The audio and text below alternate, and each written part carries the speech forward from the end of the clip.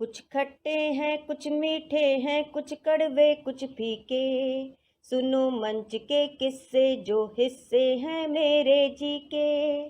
कुछ खट्टे हैं कुछ मीठे हैं कुछ कड़वे कुछ फीके, सुनो मंच के किस्से जो हिस्से हैं। कहीं पे ड्रामा कहीं इमोशन कहीं पे एक्शन भारी, कहीं पे ड्रामा कहीं इमोशन कहीं पे एक्शन भारी, संचालक से चोंच लड़ाती शक्लें प्यारी प्यारी। कॉमेडी की हा हा ही कॉमेडी की हा हा ही व्यंग बाण भी तीखे, सुनो मंच के किस्से जो हिस्से हैं मेरे जी के। कुछ खट्टे हैं कुछ मीठे हैं कुछ कड़वे कुछ फीके, सुनो मंच के किस्से जो हिस्से हैं मेरे जी के। कभी तालियां कभी गालियां आह वाह मत वाली, कभी तालियां कभी गालियां आह वाह मत वाली, श्रोताओं की भीड़ कभी है तंबू खाली। 56 भोग कभी मिलते हैं 56 भोग कभी मिलते हैं कभी बेरशबरी के, सुनो मंच के किस्से जो हिस्से हैं मेरे जी के। कुछ खट्टे हैं कुछ मीठे हैं कुछ कड़वे कुछ फीके, सुनो मंच के किस्से जो हिस्से हैं मेरे जी के। इन किस्सों में छिपे हुए हैं अनुभव के भंडारे, इन किस्सों में छिपे हुए हैं अनुभव के भंडारे, पढ़े सुने सीखे जो वो मंचों पे बाजी मारे, और जलाए अपने घर में और जलाए अपने घर में दिए वो देसी घी के, सुनो मंच के किस्से जो हिस्से हैं मेरे जी के। कुछ खट्टे हैं कुछ मीठे हैं कुछ कड़वे कुछ फीके, सुनो मंच के किस्से जो हिस्से हैं मेरे जी के, सुनो मंच के किस्से जो हिस्से हैं मेरे जी के, सुनो मंच के किस्से जो हिस्से हैं मेरे जी के। तो मैं सुरेश नीरव आपके बीच हाजिर हुआ हूँ एक बहुत खुशनुमा खबर के साथ। वो यह है कि हमारे काव्य मंच की कवि सम्मेलनीय संसार की एक बहुत ही माणिक प्रमाणिक मौलिक कवित्री डॉक्टर कीर्ति काले ने अपने साहित्य पटल पर कवि सम्मेलनीय संस्मरणों की एक गौरवशाली श्रृंखला का शुभारंभ किया है, जिसमें लगातार वो हिंदुस्तान के ऐतिहासिक यादगार कवि सम्मेलनों की मधुर स्मृतियों से अपने पाठकों को दर्शकों को रूबरू कराती हैं। उसी क्रम में एक बहुत ऐतिहासिक कवि सम्मेलन ग्वालियर मेले का कवि सम्मेलन वो आप लोगों के बीच लेकर आ रही हैं, और मेरे लिए खुशी की बात यह है कि मैं उस ऐतिहासिक कवि सम्मेलन का एक महत्वपूर्ण पात्र रहा हूं, यानी कि उस कवि सम्मेलन का संचालक। तो दोस्तों आइए और उन मधुर स्मृतियों के सरोवर में डुबकी लगाइए। आपकी सैर कराती हैं ग्वालियर मेले के कवि सम्मेलन से हमारी डॉक्टर कीर्ति काले। हो जाइए तैयार। शुक्रिया, नमस्कार। नमस्कार मित्रों, मैं ओम प्रकाश कल्याणे प्रेरणा दर्पण साहित्यिक एवं सांस्कृतिक मंच की पूरी टीम की ओर से आप सभी का बहुत बहुत हार्दिक स्वागत करता हूं, अभिनंदन करता हूं हमारे इस शानदार और अनूठे कार्यक्रम जिसका नाम है किस्से कवि सम्मेलन। जी हाँ साथियों, बहुत ही शानदार ये कार्यक्रम अभी तक जा रहा है। हमें अपने श्रोताओं दर्शकों से बहुत अच्छी अच्छी प्रतिक्रियाएं मिल रही हैं। बहुत से लोगों ने फोन करके हमें बधाई दी है इस कार्यक्रम के लिए। आदरणीय कीर्ति जी के जो ये जीवन के हिस्से हैं, ये किस्से वो लोगों को बहुत पसंद आ रहे हैं, और वो इनसे संबंधित प्रश्न भी कर रहे हैं कि इस एपिसोड में जो सुनाया था उसमें आगे क्या हुआ। ये इस तरह के प्रश्न भी कीर्ति जी से लोग पूछ रहे हैं, और आपकी ये हमेशा जो प्रतिक्रियाएं मिलती हैं उससे हमें कुछ नया करने का एक नजरिया भी मिलता है, एक दिशा भी मिलती है। कुछ कुछ कुछ नया नया लेके जो हम आते हैं आप सभी के इसी प्यार इसी स्नेह की वजह से है। तो साथियों आपके जो कुछ सुझाव भी मिल रहे हैं, हमें अपने आगामी एपिसोड्स में उसको कार्यान्वित करने का प्रयास करेंगे। तो हम आपके सामने एक और नया किस्सा लेकर आए हैं डॉक्टर कीर्ति काले जी का। मैं बहुत बहुत स्वागत करता हूं आदरणीय कीर्ति जी का, और मैं उनसे पूछना चाहूंगा कि आज वो कौन सा रोचक किस्सा हमारे लिए लेके आई हैं। जी बहुत बहुत स्वागत है नमस्कार ओम आदरणीय डॉक्टर प्रकाश कीर्ति जी। काले जी। नमस्कार ओम प्रकाश जी जी, और धन्यवाद। सभी और श्रोताओं को, दर्शकों को मैं प्रणाम करती हूँ और आप सबका धन्यवाद करती हूँ कि आपने इस कार्यक्रम को बहुत पसंद किया है। आपने ओम प्रकाश जी जिस तरह से बताया कि बहुत सारे हमारे पास सुझाव आते हैं, बहुत सारी फोन कॉल्स भी आती हैं, तो इसी तरह से आप हमें बताते रहिए और मैं एक के बाद एक कवि सम्मेलन का ऐसा नायाब किस्सा लेकर आपके बीच में आऊंगी कि आपको लगेगा कि कवि बिल्कुल सम्मेलनों में ऐसा भी होता है। बहुत सारे लोग फेसबुक पे भी अपने किस्से कवि सम्मेलनों के पोस्ट कर रहे हैं, तो ये अक्सर हमारे मंच के कार्यक्रमों के साथ होता है कि जब भी हम कोई अनूठा कोई कार्यक्रम लेके आते हैं तो दूसरे लोग उसको पसंद तो करते हैं, तभी तो शायद उसको कॉपी भी करने का प्रयास करते हैं। इस संबंध में आप क्या कहना चाहिए? और हमारे किस्से सुनने के बाद लोगों को अपने बहुत अपनी बहुत भी अच्छी। स्मृतियां ताजा हो जाती हैं, वो चाहते हैं कि वो भी सुनाएं, तो अच्छी बात है। प्रेरणा, हम अगर हमसे प्रेरणा लेकर कोई इस तरह का काम करता है तो हमें अच्छा लगता है। कीर्ति से पूछना चाहूंगा कि आज वो अपनी पोटली से कौन सा एक अच्छा और रोचक किस्सा हमारे श्रोताओं दर्शकों के लिए निकाल के ला रही हैं, तो उस किस्से के बारे में बताइए जो आज आज सुनाने जा रही है आदरणीय कीर्ति। तो मैं प्रारंभ करती हूँ किस्सा, आप लोग जी सुनते रहिएगा, स्वागत। बिल्कुल कहीं उठकर मत जाइएगा। ये किस्सा इसी तरह का है। बिल्कुल आज से जमे हुए हैं हम लोग सभी। 30-32 साल पहले का किस्सा है, ग्वालियर का, कि अखिल भारतीय मेले में आयोजित अखिल भारतीय कवि सम्मेलन में मैं श्रोता के रूप में थी। उसके पहले मैंने कभी भी कवि सम्मेलन नहीं सुना था श्रोता के रूप में। कविता पाठ जिस जी समय मैंने मंच पर किया, उस समय मैं कवि सम्मेलन के मंच तक पहुंची। उसके पहले कवि सम्मेलन के मंच तक भी नहीं पहुंची थी।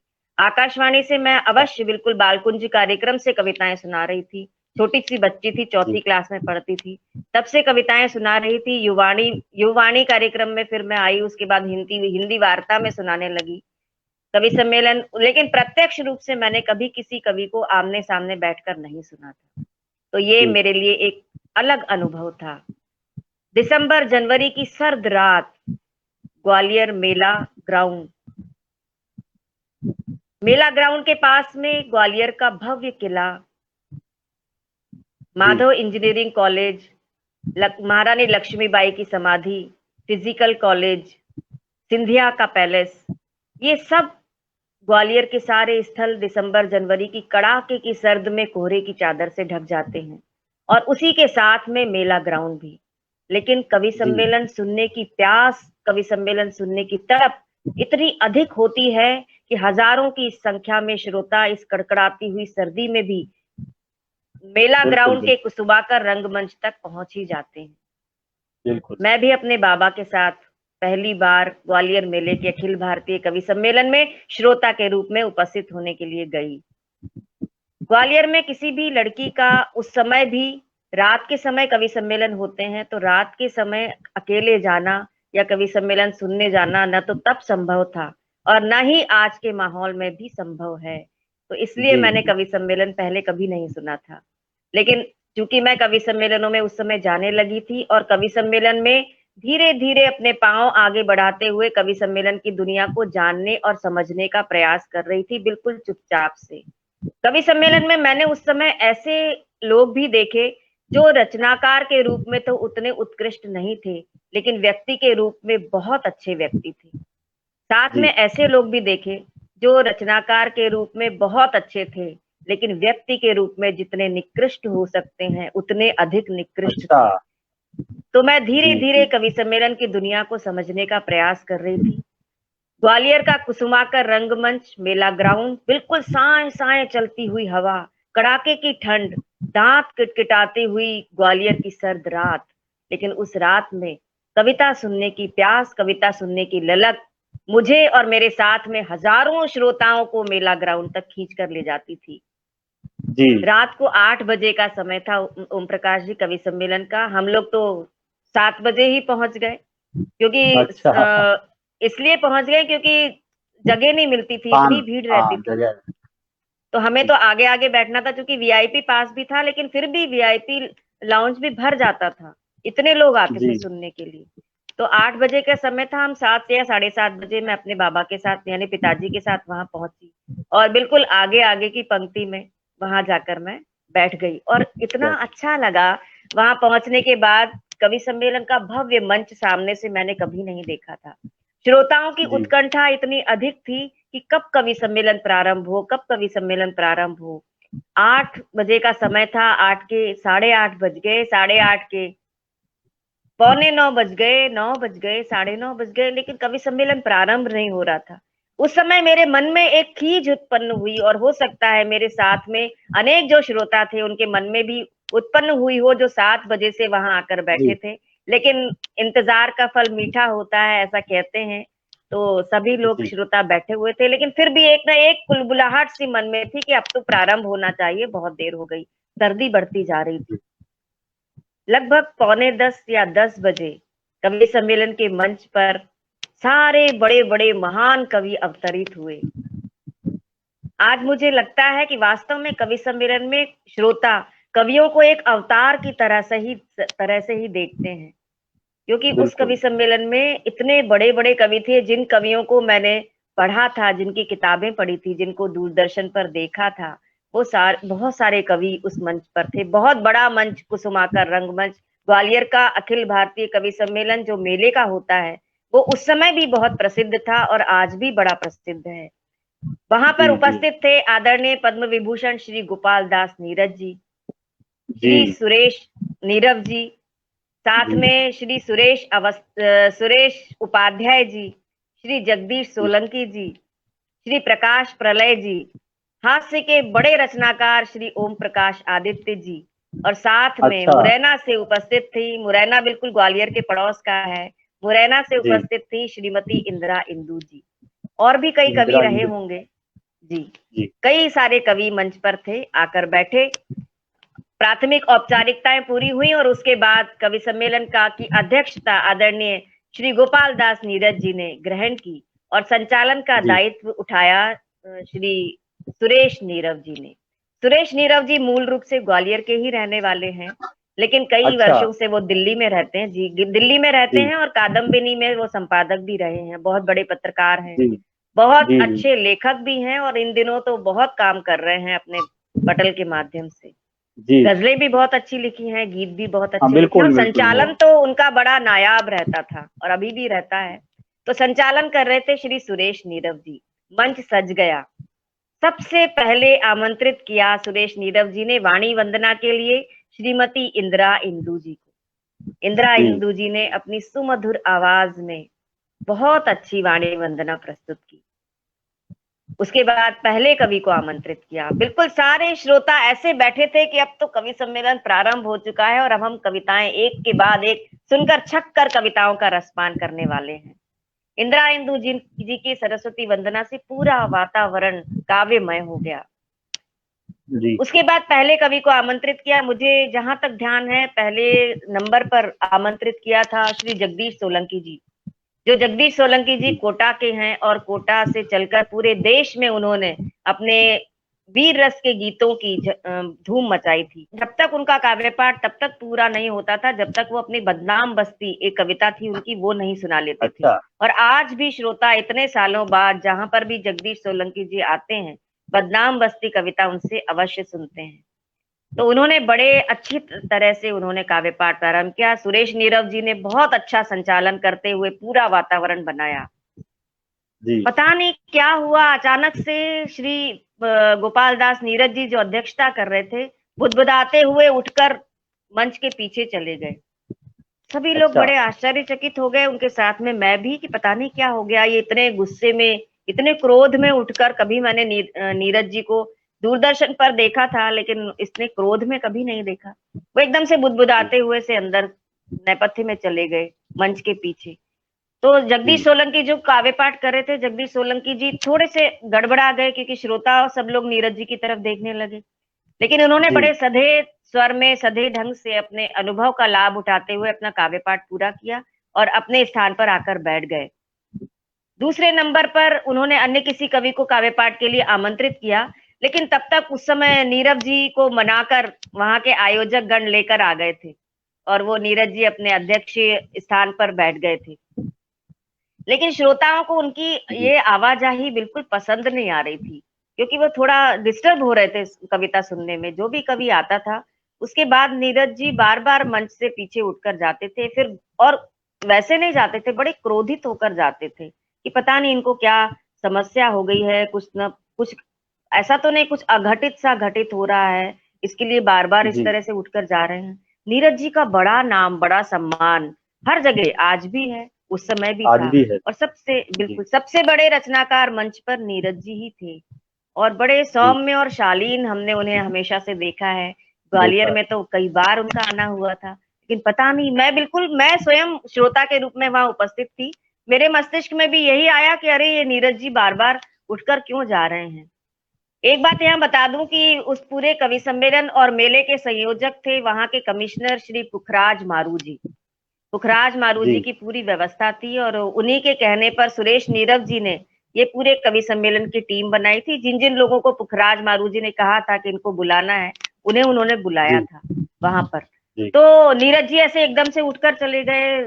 सुरेश नीरव जी भी जो संचालन कर रहे थे वो भी थोड़े से गड़बड़ा गए, लेकिन चूंकि उनका कौशल था, उन्होंने एकदम से अपना मायाजाल फेंका शब्दों का और बोलने लगे कि हाँ। आज मैं देख रहा हूं कि किसी किसी कवि का गुरुत्वाकर्षण केंद्र डगमगा रहा है। परमाणु के इलेक्ट्रॉन, प्रोटॉन, न्यूट्रॉन अपनी परिधि छोड़ रहे हैं। और इस तरह से उन्होंने अच्छा। बोलना प्रारंभ किया। बड़े वैज्ञानिक ढंग से संचालन किया करते थे। तो उन्होंने बोलना जी। प्रारंभ किया और एक कवि को और आमंत्रित किया कवि सम्मेलन के माइक पर बुलाया।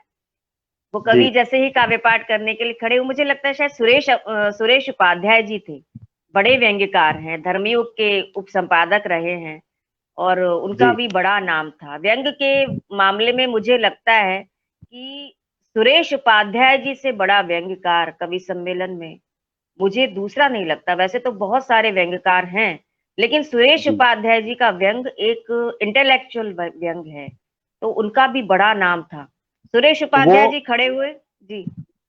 वो गद्य में सुनाते थे व्यंग्य या फिर पद्य में ही सुनाते थे? नहीं, पद्य में सुनाते थे, गद्यात्मक पद्य था उनका। जी। उनकी कई कविताएं बहुत अच्छी थी। एक तो संगीत सम्मेलन बाजूबंद खुल खुल जाए, उनकी बड़ी प्रसिद्ध रचना थी कि किस तरह से एक आम श्रोता मूंगफली खाते हुए जो संगीत सम्मेलन में पहुंच जाता है, क्लासिकल संगीत में, जी। और वो एक ही लाइन रटते रहते हैं, बाजूबंद खुल खुल जाए, बाजूबंद खुल खुल जाए, अच्छा। बाजूबंद खुल खुल अच्छा। जाए। तो उस श्रोता की मनस्थिति कैसी होती है जो अचानक से वहां पहुंच गया है क्लासिकल संगीत सुनने के लिए। तो उस पर उनकी बड़ी बहुत अच्छी व्यंग्य रचना थी। एक जी। जी। निराला का पत्र उनकी एक बड़ी अच्छी व्यंग्य रचना थी। बाढ़ का मुआयना, मुझे अभी भी याद है, जी। बाढ़ का मुआयना उनकी एक बहुत अच्छी व्यंग्य रचना थी। और भी कई तरह की व्यंग्य रचना थी। एक तो मुझे उनकी पंक्तियां भी याद आती हैं जो उन्होंने सुनाई थी। जी। सुनाइए, उन्होंने सुनाइए। सुनाया था कि किसी ने मुझसे पूछा कि आप कवि हैं किस विधा के। किसी ने मुझसे पूछा कि आप कवि हैं किस विधा के, तो मैंने कहा सुविधा के। हाँ हाँ, बहुत बढ़िया, बहुत बढ़िया। जहां सुविधा होती है बहुत हम खूब। वही चले जाते हैं। तो इस तरह से बहुत उनकी शानदार व्यंग, व्यंग्य, बहुत शानदार। इस तरह से उनका व्यंग था। तो उन्होंने जैसे ही वो सुरेश उपाध्याय जी खड़े हुए काव्य पाठ करने के लिए, नीरज जी फिर बुदबुदाते हुए अंदर चले गए। फिर उन्हें मनाते हुए मंच पर फिर लाया गया। समझ में नहीं आ रहा था। सुरेश उपाध्याय जी बड़े डगमगा से गए उस दिन, काव्य पाठ नहीं कर पाए अच्छे से, क्योंकि जी। सारे लोगों का ध्यान नीरज जी पर जा रहा था और नीरव जी पर जा रहा था। तो जी। वो काव्य पाठ ठीक से नहीं कर पाए और थोड़ा सा सुनाकर अपने स्थान पर बैठ गए। सारा वातावरण एकदम अफरा तफरी सा हो गया। थोड़ी देर में देखा कि सुरेश नीरव जी जो पूरे वातावरण को संभाल रहे थे, किसी तरह से कवि सम्मेलन को जमा रहे थे, वो भी एकदम से क्रोधित हो गए। और क्रोधित होकर उन्होंने कहा कि मुझे ये कहा गया है प्रशासन की तरफ से, मेले की तरफ से, कि जिस जिस कवि का नाम सूची में है तो उन्हीं कवियों को यहाँ काव्य पाठ कराया जाएगा। और नीरज जी किसी अनामंत्रित कवि के लिए बार बार काव्य पाठ कराने के लिए कह रहे हैं। तो मैं अच्छा ऐसा अच्छा, नहीं, ये ऐसा ये सारी समस्या की जड़ ये बात थी कि कोई जिस हाँ कवि ये को वो बात थी। काव्य पाठ कराना चाहते थे वो अलाउ नहीं किया जा रहा होगा उनको किसी भी हाँ कारण से। तो वो अलाउ नहीं किया जा रहा था। तो सुरेश नीरव जी ने कहा कि मैं तो हस्तिनापुर के सिंहासन से बंधा हुआ हूँ, मैं संचालन की कुर्सी पर हूँ, तो मैं हस्तिनापुर के सिंहासन से बंधा हुआ हूँ, मैं किसी भी अनामंत्रित कवि को यहाँ काव्य पाठ नहीं करा सकता। तो नीरज जी जी बड़े क्रोधित हो गए, दोनों में बड़ा युद्ध, घमासान युद्ध मंच पर ही हो गया। मंच नीरज पर जी ही भी हो गया। बिल्कुल, नीरज जी बुदबुदाते हुए अरे फिर पीछे चले गए। फिर आयोजकों ने उन्हें मना कर लाया। फिर थोड़ी देर बाद सुरेश नीरव जी को भी गुस्सा आ गया, और गुस्सा आने के अच्छा। बाद वो भी संचालन के माइक से उठकर चले गए। पूरे कवि सम्मेलन में अफरा तफरी फैल गई। सब लोग पता नहीं जोर जोर से चिल्लाने लगे, और अब पता क्या होगा इस कवि सम्मेलन का कुछ नहीं। कवि लोग तो मंच पर बैठे थे, वो भी अन्यमनस्क से बैठे थे कि ये क्या हो गया, नीरव जी और नीरज जी में क्या युद्ध हो रहा है, और ये सब लोग देख रहे हैं, अब क्या होगा। और वास्तव में काफी देर तक वो युद्ध चलता रहा, ठनाठनी बनी रही। और मैं एक श्रोता के रूप में जी वहां उपस्थित थी। मुझे लग रहा था कि किस तरह से ये इतने बड़े बड़े कवि हैं और मंच पर लड़ रहे हैं, क्या कवि सम्मेलन ऐसा ही जी होता है। लेकिन थोड़ी देर बाद फिर वो नीरज जी को मना वना कर फिर लेकर आके गए, और सुरेश नीरव जी ने फिर संचालन संभाला। उस अफरा तफरी के माहौल में पूरा वातावरण बिखर गया था। कविता सुनने बिल्कुल। के लिए श्रोता ओम प्रकाश जी कितने दूर दूर से आए थे, केवल ग्वालियर के उनका मोह श्रोता भंग नहीं हो जा थे, रहा है आसपास के ऐसी गांवों से स्थिति भी में। आए। हाँ, आसपास के गांवों जी से भी मोह आते थे। मोह भंग हुआ होगा उनका। जी हाँ, मोह भंग भी हुआ। और दूसरी बात, वहां के श्रोता भी थोड़े इसी टाइप के हैं, उनको थोड़ा सा मजा भी आता है अगर मंच पे ऐसे हो जाए तो। लेकिन कवियों की लड़ाई पहले कभी नहीं देखी थी इस तरह की, नहीं मैंने देखी। तो नहीं देखी थी। बड़ा हो जी हल्ला हो गया, सब लोग ऐसा करने लगे कि अब बंद करो बंद करो बंद करो, या बुलाओ जल्दी से शुरू करो। कुछ कह रहे थे बंद करो, कुछ कह रहे थे चलाओ कार्यक्रम चलाओ कार्यक्रम। इस तरह से बड़ा शोरगुल हो गया। सुरेश नीरव जी संचालन के माइक पर आए और उन्होंने फिर से अपना शब्दों का मायाजाल फेंकना प्रारंभ किया। लेकिन फिर जी भी श्रोता मान ही नहीं रहे थे, कुछ भी नहीं मान रहे थे श्रोता। मैं तो प्रत्यक्षदर्शी हूं इस घटना की। फिर उन्होंने श्रीमती इंदिरा इंदु जी का नाम काव्य पाठ के लिए उस अफरा तफरी के वातावरण में, जैसा भी वो कवि सम्मेलन जमा सकते थे वैसा उन्होंने थोड़ा सा जमाया। और उसके बाद उन्होंने इंदिरा इंदु जी का नाम बड़े आत्मविश्वास के साथ वहां पर काव्य पाठ के लिए घोषित किया। इंदिरा जी इंदु जी, मैं आपको बताऊं ओम प्रकाश जी, एक ऐसी कवयित्री, एक ऐसी रचनाकार, उनके जैसी कवयित्री मैंने नहीं देखी पहले। इतना लंबा जी। कद, गौर वर्ण, कंधे से होकर पीठ तक लहराते हुए काले घने बाल, बिल्कुल उन्नत ललाट। मैं तो एक महिला होकर उनकी तारीफ कर रही हूं, तो पुरुष लोग देखते होंगे तो कैसा लगता होगा उन्हें। उन्नत ये ललाट, सही कहा बिल्कुल लंबा। बता रही हूँ आप, जी क्योंकि उनके वीडियोस बहुत कम हैं, बहुत जल्दी उनका देहांत हो गया था, तो उनके वीडियोस नहीं है बिल्कुल भी जी इंटरनेट पर। लोग जानते ही नहीं है, जो नए समय के लोग हैं वो नहीं जानते हैं कि इंदिरा इंदु जी कैसी जी थी, या इंदिरा इंदु नाम की कोई कवयित्री भी थी। लेकिन उनका बहुत नाम था, इंदिरा इंदु जी का अपने समय में बहुत नाम था, और बड़े रुतबे वाली कवयित्री थी वो। क्योंकि मुरैना भिंड एक ऐसा क्षेत्र है चंबल मुरैना। के पानी में, तो चंबल के पानी में बिल्कुल तो बिल्कुल। वैसा ही बड़ा रुतबा होता है, बात बात पर मरने काटने को आ जाते हैं लोग। लेकिन वो, क्योंकि नाथूराम शंकर शर्मा जी उनके दादाजी थे, जो बहुत बड़े साहित्यकार, बहुत बड़े ज्योतिषी, बहुत बड़े विद्वान, बहुत बड़े पंडित, उनकी वो पोती थी। तो कविता उनके तो बिल्कुल रक्त में समाई हुई ब्लड थी, में थी। बिल्कुल। तो वो, उनका व्यक्तित्व मैं बताऊं, बिल्कुल बहुत लंबी कद काठी, छरहरा सा बदन उस समय, जिस समय मैंने देखा था। उसके बाद तो उनके साथ में कई बार मैंने काव्य पाठ भी किया। लंबी कद काठी, जी गौर वर्ण, छरहरा बदन, और कंधे से लेकर पीठ तक लहराते हुए काले घने बाल, उन्नत ललाट, और भ्रकुटी के बीच में चंदन का टीका, प्योर सिल्क की अच्छा। धारीदार साड़ी। अभी भी याद है, उन्होंने प्योर सिल्क की, जो कोरबा में मिलती है वो साड़ी थी उनकी, और धारीदार साड़ी थी। बहुत अच्छी तरह से उन्होंने साड़ी बांधी थी, और गले में बड़े बड़े मोटे मोटे रुद्राक्षों की माला थी। ऐसा लगता था कि साक्षात सरस्वती जी यहाँ पर विराज उपस्थित हो गई हैं। तो इंदिरा इंदु जी का जैसे ही सुरेश नीरव जी ने नाम पुकारा काव्य पाठ के लिए, और इंदिरा इंदु जी अपने आसन से उठकर बड़े माइक तक गईं, बस उतने देर में पूरा माहौल उनके व्यक्तित्व के प्रभाव से शांत हो गया। फिर अच्छा। उन्होंने बिना किसी संवाद के अपना काव्य पाठ प्रारंभ किया। नीरज जी फिर भी अंदर बाहर कर ही रहे थे, अभी चल ही रहा था लेकिन उनका आना जाना। हाँ, फिर भी उनका आना जाना चल ही रहा था और नीरव जी भी थोड़े से क्रोधित थे, लेकिन वो संचालन बहुत अच्छी तरह संभाल रहे थे और उन्होंने फिर उस तरफ ध्यान नहीं दिया और अपने संचालन का माइक बड़े मजबूती से थामे रहे वो। इंदिरा इंदु जी। जी ने बोलना प्रारंभ किया। इतनी गजब की वाणी थी उनकी, ऐसा लगता था कि कोई कवयित्री कविता पाठ कर रही है। देखिए, गाना गाना और बहुत सुरताल में गाना वो अलग बात होती है। काव्य पाठ करने के लिए जिस आवाज की, जिस स्वर की आवश्यकता होती है, जो हृदय से निकलता है, वो हृदय से निकला हुआ स्वर श्रीमती इंदिरा इंदु जी का था।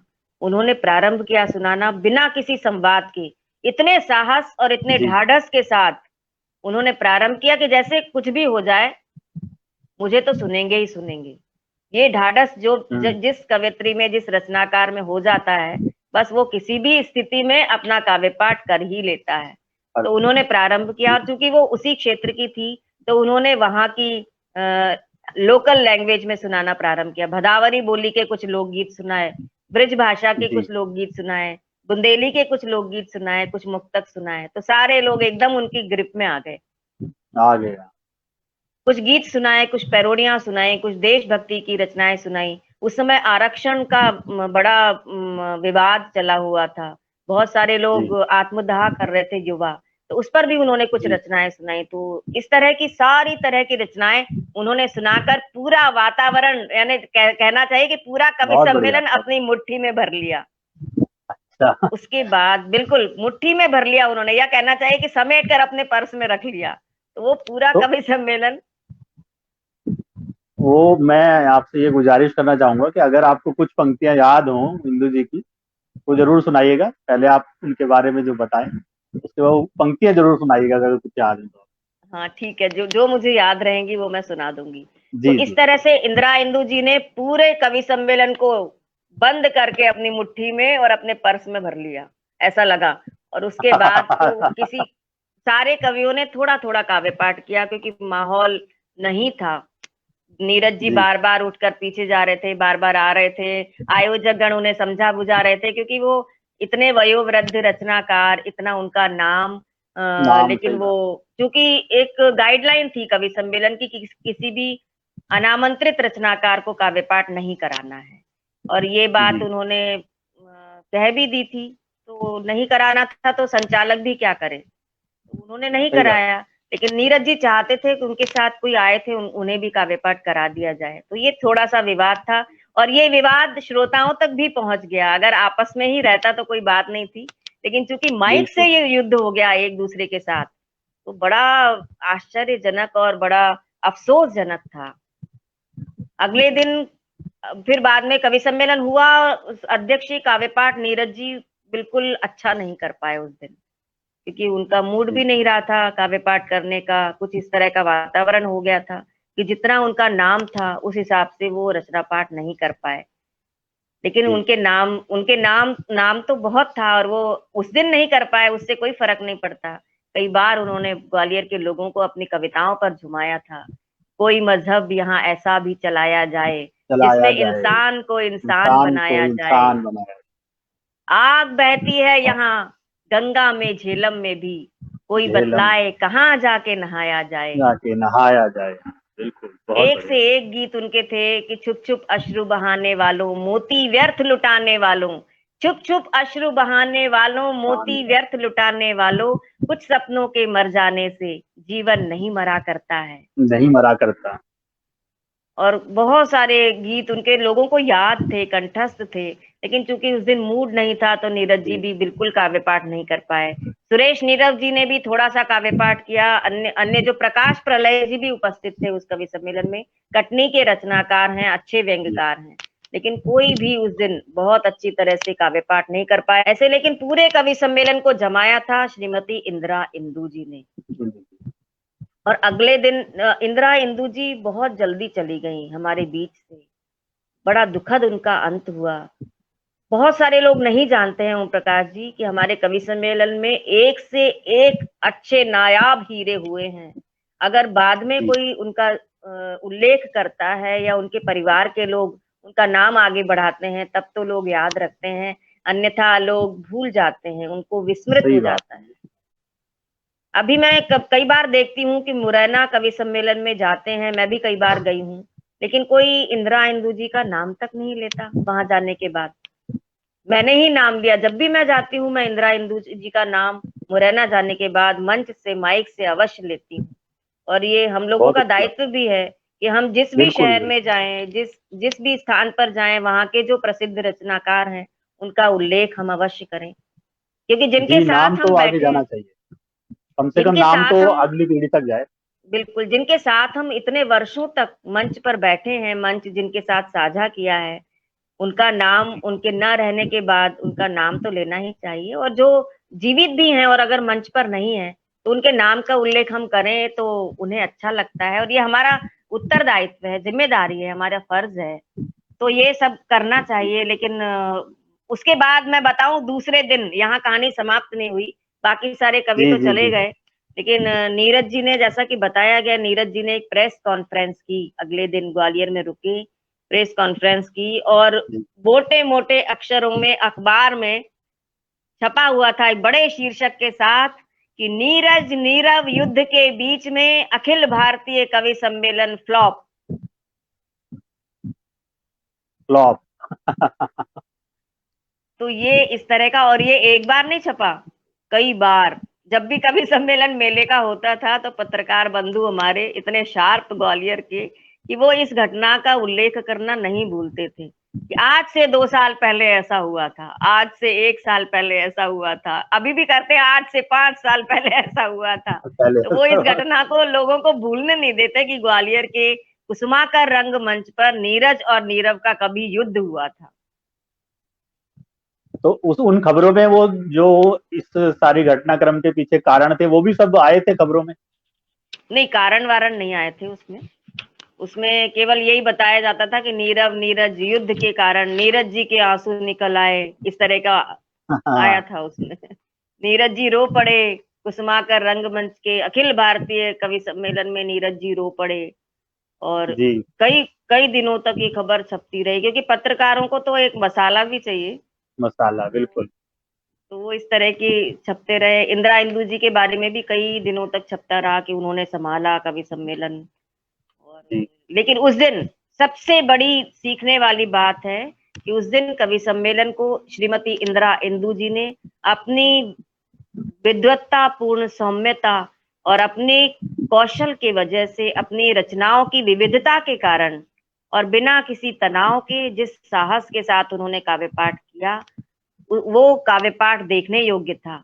मैं तो बिल्कुल नवोदित रचनाकार थी और श्रोता के रूप में पहली बार मैंने कोई कवि सम्मेलन देखा सुना था। मैंने उस कवि सम्मेलन से बहुत कुछ सीखा, बहुत कुछ सीखा। और आज भी मैं जाती हूँ कई बार, बहुत सारे कार्यक्रम सुनने ही चली जाती हूँ, पीछे की कुर्सी पर बैठ जाती हूँ, क्योंकि मंच पर बैठे हुए हम लोगों को बहुत सारी चीजें नहीं पता चलती। अगर सामने से हम बिल्कुल। दर्शक के रूप में, श्रोता के रूप में बैठते हैं तो बहुत सारी चीजें दिखाई देती हैं कि कवि लोग किस तरह से बैठे हैं, कैसी बात आपस में बात कर रहे हैं, उनका एक एक उनकी जो व्यवहार होता है, बहुत श्रोता बहुत माइन्यूटली देखते हैं। माया देखते हैं, सही बात। तो इस कवि सम्मेलन को सुनकर मैंने बहुत कुछ सीखा। सबसे पहली बात तो मैंने ये सीखी कि जो मंच पर कवि हैं उनकी आपस की केमिस्ट्री बहुत अच्छी होनी चाहिए, जी सही बात। क्योंकि कवि सम्मेलन एक टीम वर्क है। एक अकेले कवि के अच्छे काव्य पाठ करने से कुछ नहीं होता। एक टीम के रूप बिल्कुल में बिल्कुल। सारे लोग एक साथ काम नहीं करेंगे, एक साथ अच्छा नहीं करेंगे, तब तक वो कवि सम्मेलन सफल नहीं हो सकता। नहीं। और तीसरी बात मैंने ये सीखी कि आपस में कितनी भी मत भिन्नता हो, कितना भी विवाद हो, लेकिन मंच पर बैठने के बाद श्रोताओं तक वो मत भिन्नता नहीं जानी चाहिए। नहीं आनी चाहिए, आपस बिल्कुल बिल्कुल आपस सही। की मत भिन्नता, आपस का विवाद, जो भी कुछ आपके मन में हो, वो मंच पर नहीं आना चाहिए। उसके पहले कर लें, उसके बाद निपट लें, लेकिन मंच पर आने के बाद आपका कोई भी ऐसा व्यवहार नहीं होना चाहिए जिसको कवि सम्मेलन में हर तरह के लोग हैं ओम प्रकाश जी, बहुत अच्छे अच्छे जी लोग हैं। उन अच्छे लोगों का साथ लें, जो थोड़े से कम अच्छे लोग हैं उनसे थोड़ा किनारा करके चले, तो ये दुनिया बड़ी गजब की है और बड़ी गजब की दुनिया है। मुझे तो बड़ा आनंद आया इसमें। बहुत बढ़िया, बहुत शानदार किस्सा आपने सुनाया। तो मेरे मन में कुछ प्रश्न जागृत हुए सुनने के बाद। तो जी बताइए। पहला तो ये, जैसे कि आपने बताया कि आप श्रोता के रूप में उस वाले कार्यक्रम में उपस्थित, कवि सम्मेलन में उपस्थित थी, जी। और उस समय आप थोड़ा मंचों पर भी जाने लगी थी उस समय तक, लेकिन श्रोता के रूप में आपका पहला वो एक कवि सम्मेलन था। तो मैं ये पूछना चाहता हूँ कि जब आप एक तरह से युवा कवित्री ही थी, तो कहीं ना कहीं ये सारे घटनाक्रम देख के आपके मन में नहीं आया कि तो अच्छी दुनिया नहीं है उस तरह की, या कहीं ना कहीं मोह भंग की स्थिति तो नहीं उत्पन्न हुई थी आपके मन में उस समय? मोह भंग इसलिए नहीं हुआ क्योंकि मैंने बहुत अच्छे कवि सम्मेलन भी किए थे उस समय।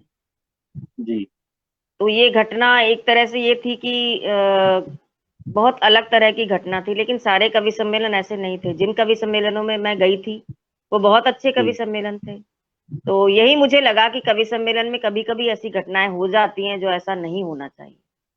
बहुत अच्छा किस्सा रहा, और आपने जैसे बताया इंदिरा इंदु जी ने बहुत शानदार वहाँ काव्य पाठ किया। तो कार्यक्रम के अंत में मैं आपसे ये गुजारिश करूंगा कि अगर कुछ पंक्तियां उनकी आप सुना पाए, इंदु जी की, तो जरूर सुनाएं। हमारे श्रोताओं को बहुत आनंद मिलेगा उससे। अब देखिए जी इतने साल हो गए, लेकिन उनका काव्य पाठ ऐसा था ओम प्रकाश जी, मुझे याद रहा जी उन्होंने क्या क्या सुनाया। जितना याद रहा मुझे जी उतना मैं आपको सुनाती हूँ, क्योंकि समय बहुत हो जी, गया, लगभग स्वागत है, तीस स्वागत। 30 साल पहले का सुना हुआ है। और उसके बाद कुछ कवि सम्मेलनों में मैं उनके साथ भी रही, लेकिन बहुत जल्दी वो चली गई इस दुनिया से। मैं उन्हें श्रद्धांजलि अर्पित करती हूँ, ऐसी बड़ी कवयित्री को। वो एक सुनाती थी, कुछ पंक्तियां हैं कि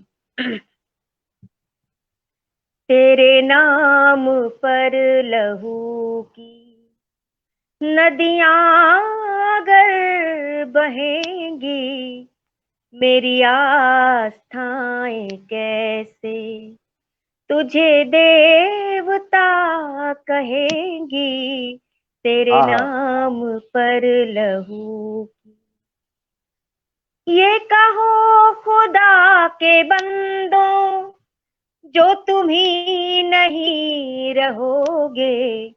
ये कहो खुदा के बंदों जो तुम ही नहीं रहोगे, तो कहाँ बनेंगे मंदिर, हाँ हाँ कहाँ हाँ। मस्जिदें रहेंगी।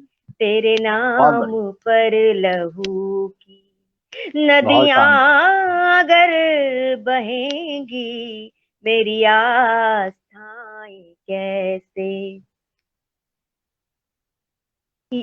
ये फैसला है मेरा, यही फैसला रहेगा। ये फैसला है मेरा, यही फैसला रहेगा। या तो मैं रहूंगी घर में, या तो मैं रहूंगी घर में, या ये बिजलियां रहेंगी। रहेंगी। तेरे नाम पर वाह वाह वाह वाह, बहुत लहू खूब। की नदियां अगर बहेंगी। और ये बहुत बढ़िया। कुरान और ये गीता सगी हाँ हाँ। बेटियां हैं हिंदू। ये क्या बात है, क्या कुरान बात और ये गीता सगी बेटियां हैं हिंदू। मेरे घर में चहचहाती ये रही हैं और है। रहेंगी। रहेंगी। तेरे वाह वाह वाह नाम वाह। पर लहू की बहुत बढ़िया। नदियां अगर बहेंगी। जी। और उस समय आरक्षण का बड़ा जोर था, कमंडल मंडल कमीशन का। उस समय एक वो जी गजल जी सुनाया करती थी, उसके शायद एक दो शेर मुझे याद हैं। वो जी, सुनाती थी सुनाइए। क्या, बोतल में बंद हैं हम शराब की तरह। युवाओं की ओर से सुनाती थी कि जी जी। बोतल में बंद हैं हम शराब की तरह, बोतल में बंद हैं हम शराब की तरह, बाहर निकल के आएंगे तेजाब की आहा, तरह, आहा, बहुत बाहर बढ़िया। निकल के आएंगे तेजाब की तरह। और एक श्रृंगार रस का एक वो मुक्तक मुझे याद है, वो सुनाती थी, उस दिन सुनाया भी था जी, उन्होंने। स्वागत स्वागत। प्यार जब अनंत हो गया, प्यार प्यार जब अनंत हो गया, रोम रोम संत हो गया। आहा, आहा, प्यार क्या जब बात अनंत हो गया, रोम रोम संत हो गया, देवालय हो गया बदन, आहा, और मन महंत हो महंत गया, हो गया। वाह वाह रोम वाह वाह, रोम बहुत संत हो गया। बहुत बढ़िया, बहुत और बढ़िया। एक देशभक्ति की रचना भी उन्होंने सुनाई थी शायद, कि हम हिंदू हैं हम मुस्लिम हैं, ये बात बड़ी बेमानी है। हम हिंदू हैं हम मुस्लिम हैं, ये बात बड़ी बेमानी है। कहना है तो कहो गर्व से, हम सब हिंदुस्तानी हैं। हिंदुस्तानी, कहना वाह वाह है वाह, तो कहो गर्व से, हम सब हिंदुस्तानी हैं। हाँ, और कुछ ऐसा था कि 33% वाले सारे नौकरियां पा जाते हैं, 80% वाले सारे ऐसे ही रह जाते हैं। और क्या, मेरी आवाज रहेगी जब तक चंबल में पानी है। कहना अच्छा, है तो कहो गर्व से, हम सब हिंदुस्तानी हैं। हिंदुस्तानी, वाह ये वाह वाह उनका वाह काव्य पाठ, बहुत ही गजब का वाह, उनका काव्य बहुत पाठ था। गजब, बहुत अच्छा, बहुत अच्छी रचना है उनकी। और आपने इतने वर्षों तक उनको याद भी रखा है, ये और भी बड़ी बात है। तो आपके माध्यम से एक बहुत ही अच्छी कवित्री जो कि बहुत प्रसिद्ध रही होंगी अपने समय में, उनकी कविताएं हमें आज के समय में सुनने को मिली। तो इस कार्यक्रम का एक सबसे बड़ा महत्वपूर्ण हमें फायदा ये भी मिल रहा है कि पुराने लोगों, पुराने कवि कवित्रियों की रचनाएं भी हमें कहीं ना कहीं सुनने को मिल रही है, उनके बारे में भी जानने को मिल रहा है। बहुत शानदार किस्सा रहा और बहुत आनंद आया, बहुत मजा आया। मुझे मुझे पूरा विश्वास है कि हमारे श्रोताओं को, हमारे दर्शकों को भी ये किस्सा बहुत शानदार लगा होगा और अपनी प्रतिक्रिया वो जरूर देंगे, फोन के माध्यम से या फिर फेसबुक के माध्यम से। तो इस तरह के और शानदार किस्से हम लेकर आपके लिए आते रहेंगे। हमारा अगला कार्यक्रम अगले सप्ताह, जैसा कि आप सभी को पता है, हर रविवार शाम 7 बजे कार्यक्रम आता है। तो अगले सप्ताह एक नए किस्से के साथ, एक कवि सम्मेलन से संबंधित नई घटनाओं के साथ और किसी और कवि या कवित्री की नई कविताओं के साथ हम आपसे पुनः मिलेंगे। तब तक के लिए मुझे और आदरणीय डॉक्टर कीर्ति काले जी को आज्ञा दीजिए। नमस्कार।